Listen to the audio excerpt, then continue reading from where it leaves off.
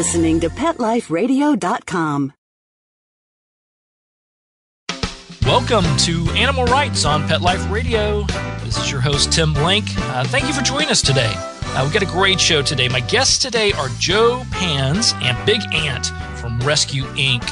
Rescue Inc. does great work in helping animals out. It's a nonprofit organization that goes in and rescues these animals and helps the authorities solve crimes and problems that are centered around animals, and then helps people with animals and making them aware and educating them as well. So we're really excited having them on board. So we'll have them here in just a second.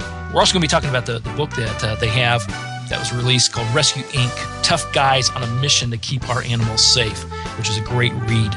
And it details their efforts to curtail animal abuse. So it's a great read, and we're going to talk a little bit about the book as well. But first, I'd like to talk to you about a little bit about seizures in animals. There's a lot of reasons that animals could be suffering from seizures, and I'm definitely not a veterinarian. But I want to tell you about one little thing that we uncovered with our dog, Buzz, who was experiencing seizures very early on in his life. And it had nothing to do with his makeup as far as his internal memory or his electrodes or any of these things that tend to trigger the seizures, but it had to do with food allergies. He'd been having a series of what we call chewing gum seizures. So if you can imagine, if you've ever been up in snow country during the cold, your teeth tend to chatter when it's cold outside. Well, that's what he was experiencing. Out of the blue, he would go into these little seizures, his teeth would chatter, and we really couldn't pinpoint what the problem was. And it got so severe to one point where he would actually pass out from the seizures and go into a little episode, and we had to get him back around again. And we took him to our veterinarian, ran a series of tests, really didn't come up with anything. And then I decided, you know what, we're going to do some allergy testing. We're going to see if there's any environmental allergens or some food allergens that may be triggering Buzz's seizures. And lo and behold, when these seizures were happening, he was also experiencing some vomiting and some sickness in his stomach as well. And the veterinarian wanted to put him on a very, very mild diet of boiled chicken and white rice. So we kept him on boiled chicken and white rice for a couple of days, and the seizures tend to get worse, and his episodes with his stomach was getting worse as well.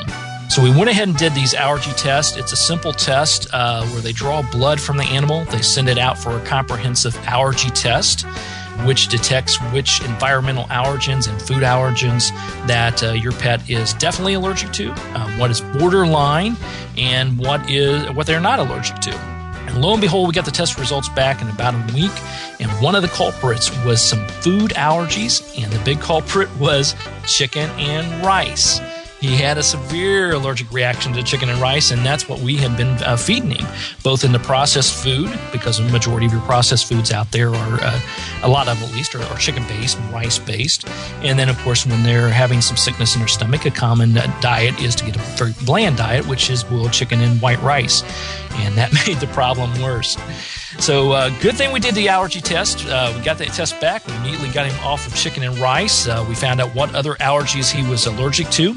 And we did our research. We read a lot of labels of canned foods and dry foods out there, and got him on a diet that eliminated the chicken, eliminated the rice, eliminated the other allergen, the grains that he was having some challenges with.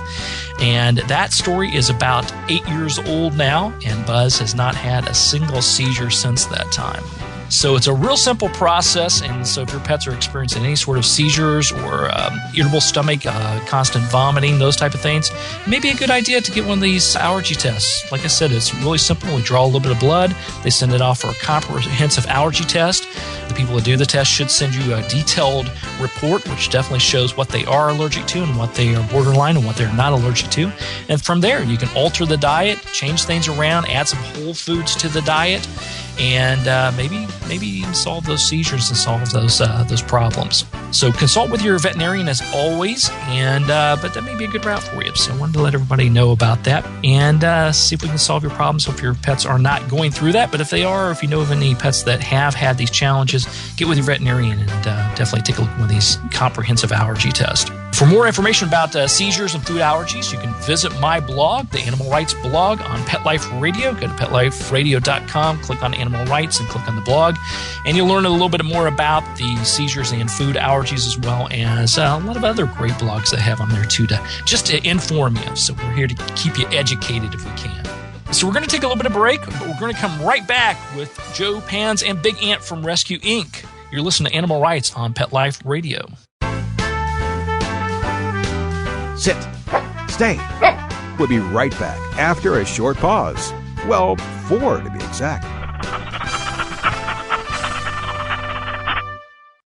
Buster, you're telling me my dog food products can't go on your shelves? That's right. Didn't pass one of my Petco certified nutrition checklists. Sorry, Wayne. Who made these checklists? Geniuses. Very smart guys. Well, it's good enough for most grocery stores. Do you see cheese puffs on my shelves? Mayonnaise? Soda pop? No. That's because I ain't running no grocery store, Wayne. Your pets will get better nutrition, I guarantee it. Petco, where the healthy pets go. Enter the code LUCKY10, LUCKY, the number 10, and get 10% off any order. No minimum at petco.com. Whether they're big, small, hairy, or whatever, you're going to need gear for your feet. And Kids Foot Locker's got all the great shoes and gear that'll get you in the game. Go to kidsfootlocker.com and enter the code AFANW1KF to get 10% off any order of $50 or more. Or enter the code AFANW2KF to get 15% off any order of $75 or more at kidsfootlocker.com. And cover those funky feet. FTD's network of over 40,000 florists around the world have been creating beautiful handcrafted arrangements for 100 years. Each arrangement is delivered the same day and backed by FTD's 7-day satisfaction guarantee. For a century, people have trusted their most important occasions to the flower experts at FTD. Since Pet Life Radio is all about puppy dogs and flowers, our listeners, that's you, can get a 20% discount on your order. Just go to fluorop.com and use the code LUCKIES20 at checkout. FLEUROP.com. Code word LUCKYS and the number 20.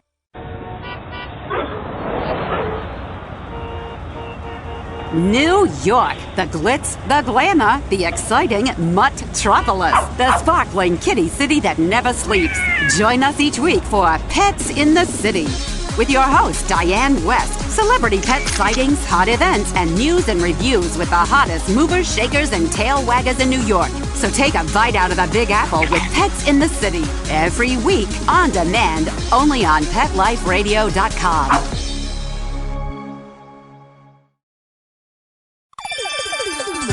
Let's Talk Pets on PetLifeRadio.com. Welcome back, everybody, to Animal Rights on Pet Life Radio. Joining me now are two of the founders of Rescue Inc., Joe Panz and Big Ant. Their work is featured in the recently released book, Rescue Inc., Tough Guys on a Mission to Keep Our Animals Safe. Do fantastic work. So, Joe, Big Ant, thanks for coming on the show today. Hey, no problem. Great. Now, Joe, I'm sure a lot of people know about Rescue Inc. and know about some of the things you do, but just for those that don't, tell us a little bit about the Rescue Inc. organization, how you guys got started. Well, Rescue Inc. is an in-your-face approach to animal abuse and neglect. We do whatever is necessary within the means of the law. That's what a lawyer tells us to say whenever we start off on these conversations. But there's, how a lot of people ask how we got started. We're tough guys from our own neighborhoods. If somebody had a problem, if you had a problem and you had nobody to turn to, you would come to us and we would always help you out. Rescue groups are mainly comprised of women. They would come to us from time to time with all sorts of problems, whether it be somebody abusing an animal that got abusive with them, somebody destroying cat enclosures, somebody taking somebody's animal and give it back, things like that, dog fighting. We would either go with them to make sure they're okay, or if it was something nasty, we would go ourselves and talk to these people and educate them the proper way to treat animals and people, They listen to us, believe me. And that's great. So it really just started off as some sort of a neighborhood project. You were the guys there that put a little, we won't say fear. They were a project. We've done it all our lives. A couple of us, we grew up together, saving animals and doing the right thing by the animals. Exactly. So you had the heart and compassion for the animals, plus you had the means to be able to get things done, and that's how it all came about. Yeah, so that's great. So in the book Rescue Inc., it's filled. I think it's a great little read. It's filled with wonderful stories in there. It tells you a little bit about each of the people that are members of Rescue Inc. and the just wonderful short stories, and some of them positive, some of them just to get you educated and to think a little bit. How did the book come about? Is this a project you guys wanted to put together, or were you approached by someone to say, "Hey, let's put these stories into writing"? No, we were approached by everyone pretty much. Same thing with the TV show also. We do what we do. You know what I mean? We help animals out and we take care of business. And people started approaching us. The National Geographic, they sort of, New York Times had one of the biggest articles on us. And same thing with Viking. They heard a big buzz about us and they came to us. We didn't. We're guys that take care of stuff. We don't sit around and just trying to, get into stuff, Right. And I think it's great. I mean, the awareness that you guys have brought to both through the television show and through the book, I think has helped out quite a bit, and it continues to grow from there. As I mentioned, there's all kinds of wonderful short stories in here. Joe, tell me a little bit about the story in here that is labeled for you, The Wolves Within. How did that come about? Tell us a little bit about that. Well, I'm from a neighborhood that is notorious for certain things. And I found myself in a situation where I had some friends and I was lured to a place and, I was set up. Now, my thing is, my friends are very, very serious people. I didn't know who to turn to or what to do. I wound up getting shot 5 times. I couldn't go to the hospital because that's the next logical place, they would acquire me. I really didn't know what was going on, so I didn't know who to trust. I had to find a safe place to go, so I had this place, and nobody really knew about it. I had my dog Blackjack. It's a very big Rottweiler. Let's just say that. He loved me, and I knew he was going to watch out for me. And the one thing I knew is, if anybody was coming for me, that dog was going to do everything in his power to defend me because he loved me, and he would know before I would that anybody came to that door. So it doesn't matter who comes through that door, the President of the United States or whoever it may be. If they're coming to do harm to me, that dog is going to defend me. And you want to know something? I learned a very valuable lesson that night. People, it's very difficult to tell what somebody's going to do from one minute to the next. They could be a best friend, they could be a volunteer or whatever, and then turn around in the next minute and do a 180 turn, you know what I mean? So it's 100% on my side, period. And that night I didn't get too much sleep, and you want to know something? Neither did the dog. And he watched over me, and I appreciate that. And it made me realize that, these animals, depend on us, but we also, in times of need, depend on them. Absolutely. And I think that you would agree, they know instinctually a lot to what they should be doing, too. They know their roles and what they need to be doing without us even telling them. Yes, correct. Yeah, I think it's always fascinating. I talk to different people, dog trainers, et cetera, and you can train a dog, through commands, through certain things that you say and certain things that you do. But what it really comes down to is that connection that they have with you, that heart connection where you don't have to say a word. They know what to do, when to do it. And they're always, like you said, they're always there. There's no 180 degree on a dog or an animal. Well, you're 100% correct, because when I came home that night, I was very, very quiet. I was in a lot of pain, and I went from room to room. I made sure, all the lights were off and everything like that. I didn't make any noise. And you know what I noticed? I noticed this dog was shadowing me very, very, very quiet as I was, and then I sat down in my chair, and, I'm sitting there very, very quiet, and all he did was sit there right next to me, and we were both staring at the door waiting. Yeah, there to protect you, there to probably give you a lot of healing and comfort as well. Correct. It's all about trust. Once the animal knows that the trust is there, that's it. He's going to defend you with all he's got, and that's the way the world works. It works on trust. You got a friend you can trust, you're going to help your friend out with all you got. And it's the same way with animals. If they trust you, you're in. That's right. Great lessons we learned from them, for sure. Now, Big Ant, I know you guys, with a lot of this, the work that you do is domestic work. I'm sure there's a lot of dogs and cats, but there's a wonderful story in here about Bacon's Revenge. Tell us a little bit about that and the animal that's involved there. Well, that case, there was a lady who was actually hoarding pigs. She had a whole bunch of pigs in her yard, and they just started multiplying, and then they called us. So, we went in there, and we had door crates. We put these pigs, the little piglets in the door crates, and then the big ones, we had to get giant crates. And they were about like 500 pounds each, those pigs. You know, and let me tell you something.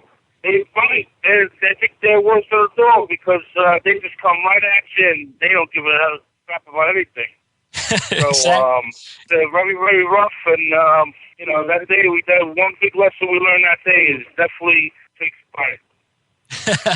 Exactly. And this wasn't in the Midwest somewhere or out in farm country either, was it? No, this was in New York. It was in Long Island, New York. You know, there's a lot of cases that we've been on that we, you know, that people say, oh, yeah, I heard that you guys were in this case. Where was that? We tell them, oh, you know, it was Brooklyn. They're like, oh, my God. You know what I mean? It happens right in everybody's neighborhood.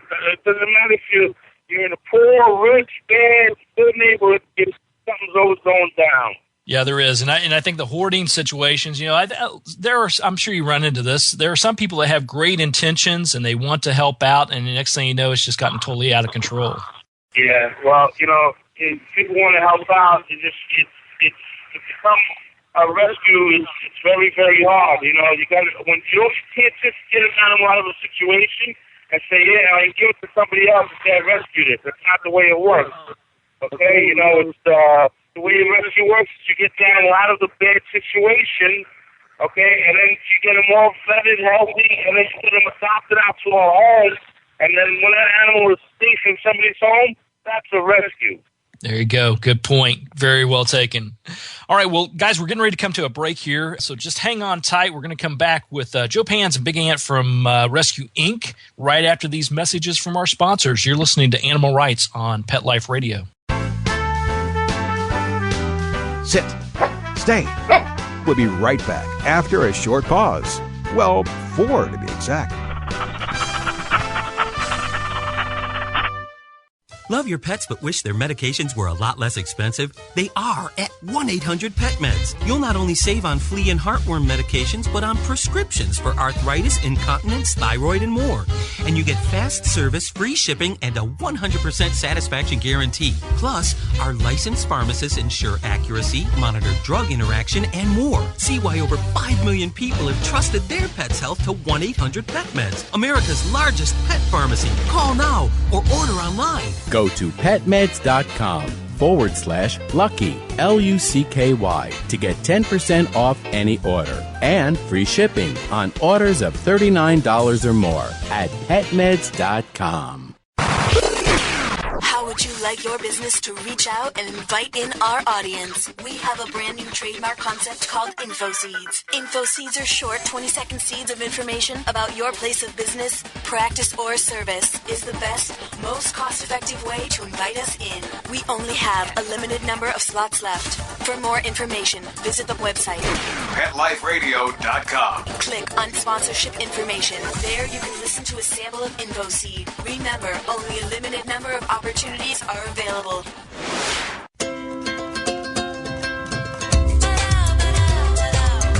At Petco, we really love pets. There isn't anything we won't do to make sure they're getting the best products and the best care.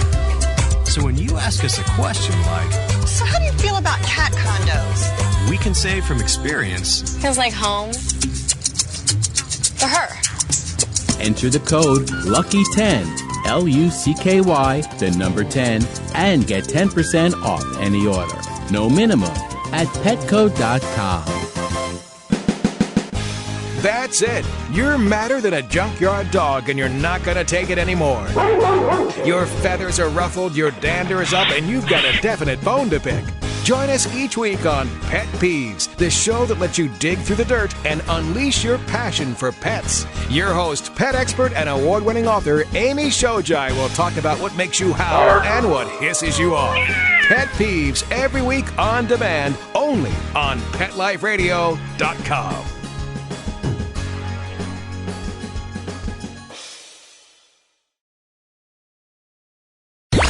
Let's talk pets. Let's talk pets On Pet Life Radio. Pet Life Radio. PetLifeRadio.com. All right, welcome back. Welcome back. You're listening to Animal Rights on Pet Life Radio. This is your host, Tim Link. And we're here with Joe Panz and Big Ant from Rescue Inc. Guys, we really appreciate you coming on the show today. One of the things I want to talk to you about is I know a lot of cases from reading from the book that it did involve pit bull type of situations. And so I want to talk to you a little bit about the pit bull as a breed and really the bad rap that they've been given, because we know that they're great dogs and they're great with the family and great with people. But tell us a little bit about your experience, especially the positive experiences you've had with that breed or a similar breed. Well, a lot of people look at pit bulls because they're strong and they're energetic and they have this determination and drive, and those are really good qualities in people. And I don't understand why it doesn't transcend to these animals. People judge a book by its cover. We understand what pit bulls go through because we get the same rap. When people look at us, they're like, look at these guys, the big guys, they're all coming together. Look, they get nervous when they look at us. But when they find out what we're there for, you could see that the expression change on their face and they're happy. The same thing with the pit bulls. To love a pit bull is to own a pit bull. Only a pit bull owner would understand the love that one of these dogs has for them. The problem with pit bulls is they're so eager to please the owner, When a dog is trained to do something bad, they're going to do something bad. It's not the pit bull's fault for, some of the things that they're blamed for. They're great animals. Helen Keller had a pit bull. Roosevelt, the Little Rascals, Petey was a pit bull. They just have a very, very bad rap. You can't blame the breed for the beat, you know what I'm saying? And it's just a very, very bad rap that they get. We've come across many, many situations where dogs that we pulled out of fighting rings that were bait dogs, and they're fantastic. Rebel is a bait dog, and this dog was tortured beyond belief, and you can read about him in the book. They called him Ribbons because his ears were so tattered that they reminded people of ribbons, so we got the name Ribbons. We nursed him back to health, and we kept him as our mascot, and he's not right now living on a sanctuary upstate. The dog is such a gentle dog. It's incredible the resilience these dogs have, that they could go through so much hardship and turn around and still wag their tail and still be wonderful pets. Absolutely. And I agree with you wholeheartedly. I've always had positive experiences with them. I think it's a great breed. And, I think that message needs to continue to get out there, that it's not, like you said, it's not the breed itself. It's the people that are around it. And it's just like with humans. If we're around good people, we teach them good things. We teach our children good things. They're more likely to turn out to be great kids and great people. Well, it's funny you should say that because, we go to school. We have a school program. So we go to these schools.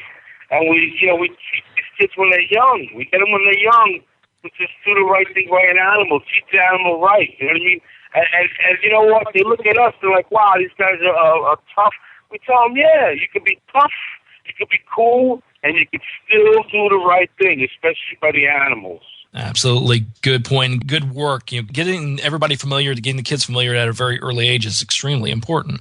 Now, we're seeing a lot more of states coming out and doing some breed-specific legislation. We talked about the pit bull, but just in general state legislation. What do you think about that? Do you think it's solving the problem? Is it taking this right step forward, not only with breed-specific legislation, but just some of the states on how they're handling the animal laws? What it is, breed-specific legislation does not work. A lot of times the way they write these bills is it's pit bull or pit bull-like dog. If you turned around and the people that are deciding whether your dog is a pit bull or a pit bull-like dog, a lot of time is an uneducated person. I could turn around and put, 5 pictures of dogs up there and have a lot of these people that are supposed to be taking your dog for one race or another, and they probably wouldn't even be able to tell Press a Canario, a Cane Corso, or a regular, boxer against a pit bull. They wouldn't be able to pick up the pit bull, And a lot of times they turn around and say, wow, these dogs are the most likely to bite. They're not. You know what I mean? They're just, a lot of people are embarrassed to say they got bit by a Chihuahua or they got bit by, a Labrador. You know what I mean? So they'll turn around and say, oh, it was a pit bull, and they don't even know what a pit bull is. So we have to turn around and we have to do more and more research to turn around and tell them that, this definitely, is not going to work because you can't lump a whole breed or a whole nationality or a whole religion.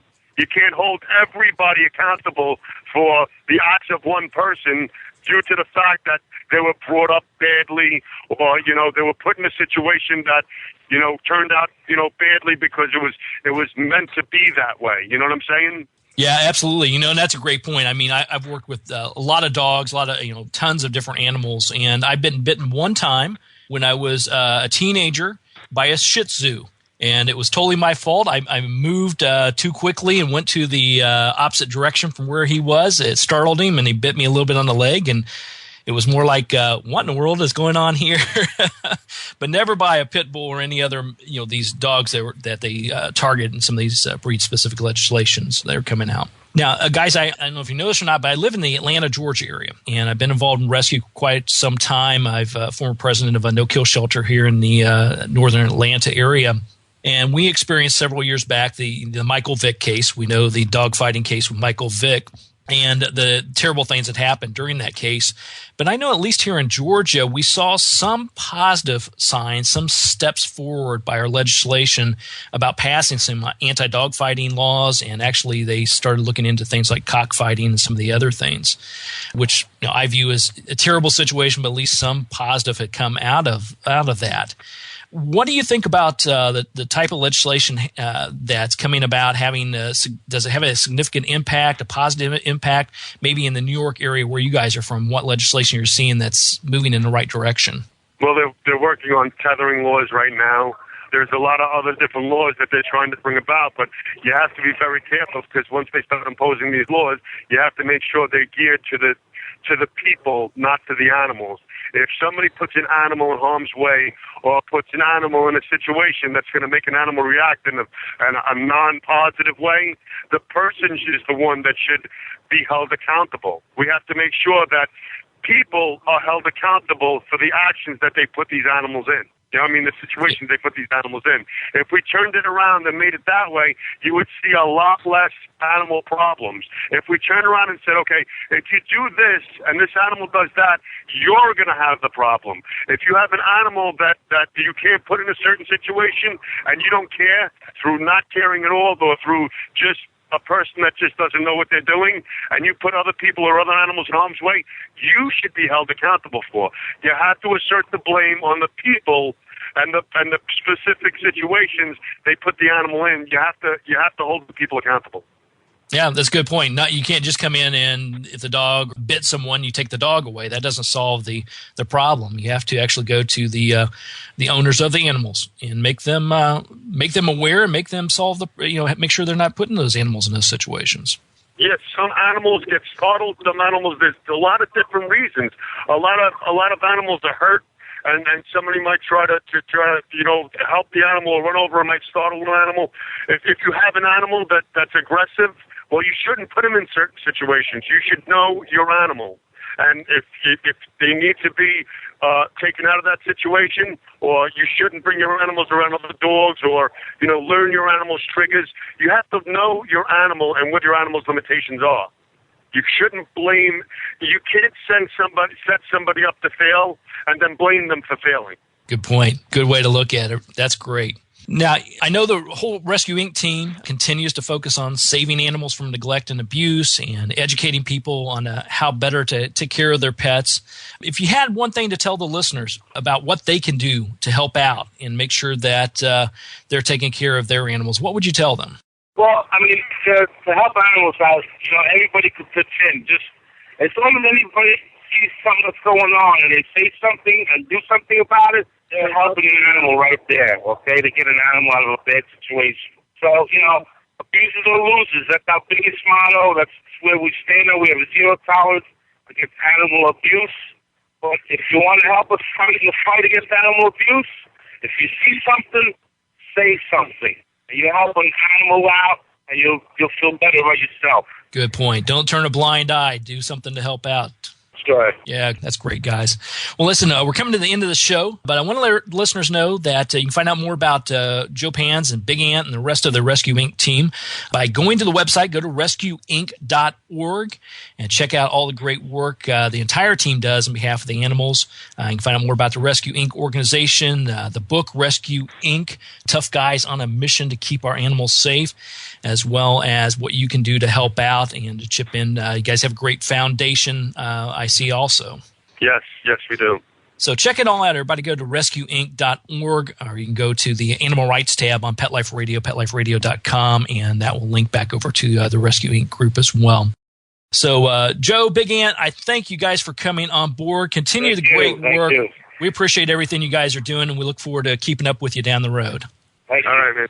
All right, take care. Bye-bye. All right, well, we're coming up to the end of the show today, so I want to thank the listeners for listening to Animal Rights on Pet Life Radio. Also want to thank Joe Panz and Big Ant from Rescue Inc. for being on my show today.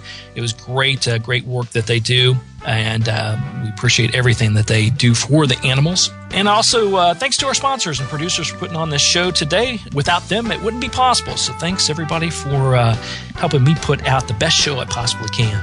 To find out more about me, Tim Link, and our other guests that I have interviewed on Animal Rights, go to the Animal Rights Show tab on Pet Life Radio. That's petliferadio.com. Click on Animal Rights, and you can look at all the other recordings from all the other interviews we've done. We've got some fabulous ones there and great ones coming out, too. So stay tuned to us.